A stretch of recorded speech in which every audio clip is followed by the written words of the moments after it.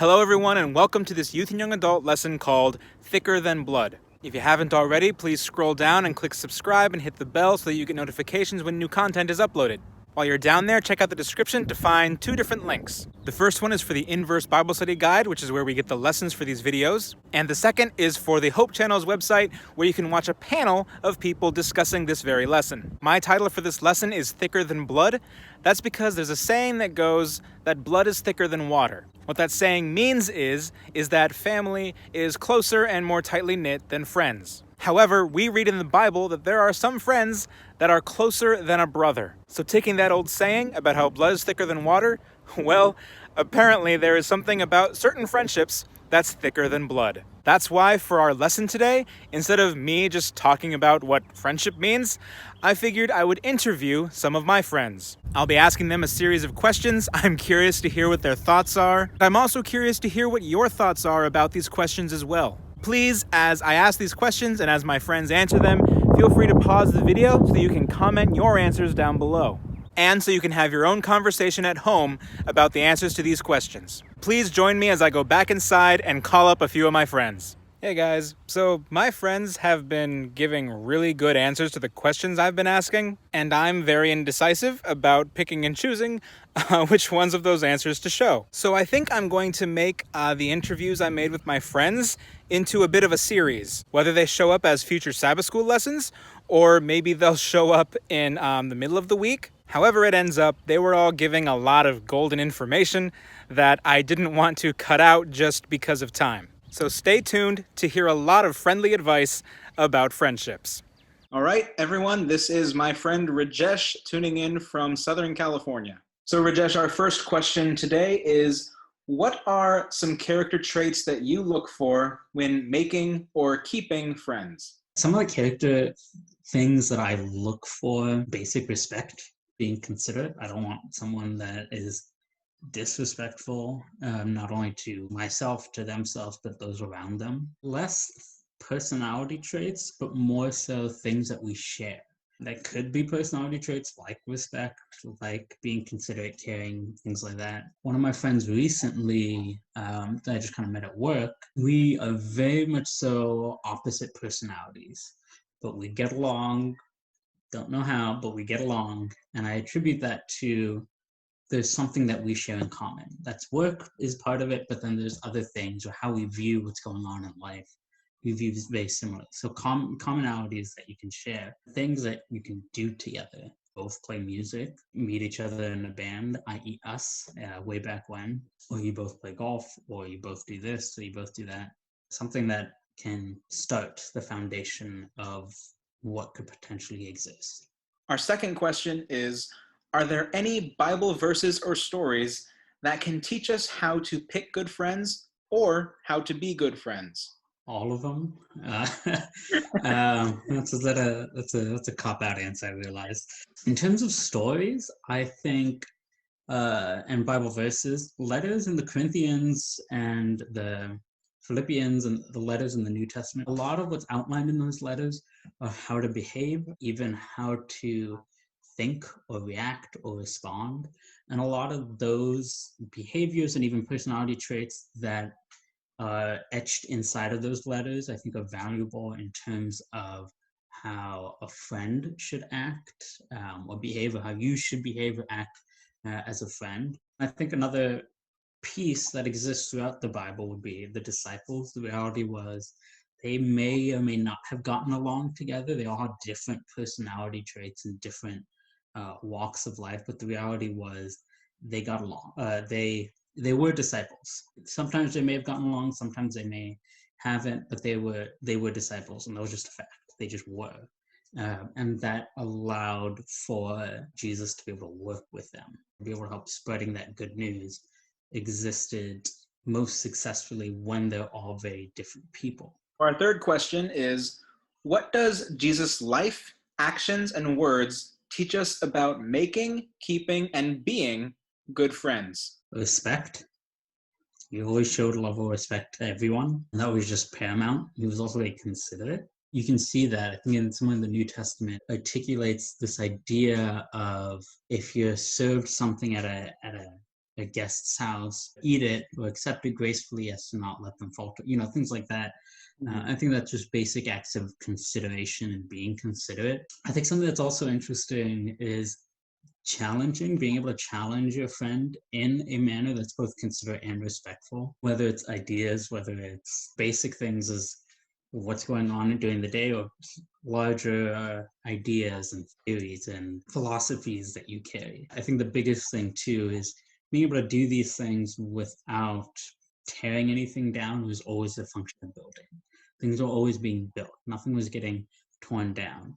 Even when he was physically flipping tables in the temple, physically, yes, that may have been tearing down, but what was the outcome? Was it to build something even greater? The lesson that was learned, articulated. It's still, I think, an idea of building. Something is always being gained and strengthened. Nothing's ever being lost. Our fourth question is, should we have friends who don't believe in God? No harm, no foul. I mean, believing in God, I don't think should be an exclusion or inclusion criteria. I would imagine there may be circumstances where you meet someone and you get along. I don't think you're going to start saying, hey, do you believe in God? And if they say no, okay, bye. It's nice that, it was sort of nice to meet you. We're not going to talk again. It's kind of weird. I don't think you're doing that too often. It can be an aspect, kind of like I had mentioned earlier, it could be an aspect of what you share and have in common, what you can talk about and get along together regarding, whether it's a belief in God, whether it's even religion. It can be that shared experience. People that are atheists, that are maybe Buddhist or Hindu, but that doesn't mean that they're not kind people. That doesn't mean they're not respectful. That doesn't mean we don't have things that we share in common. Whether you should or not is up to your discretion. I wouldn't say that it should be an exclusion or an inclusion criteria. There could be deep value in having a friend that doesn't necessarily believe in God. There's people I know that I don't even know what the religion is.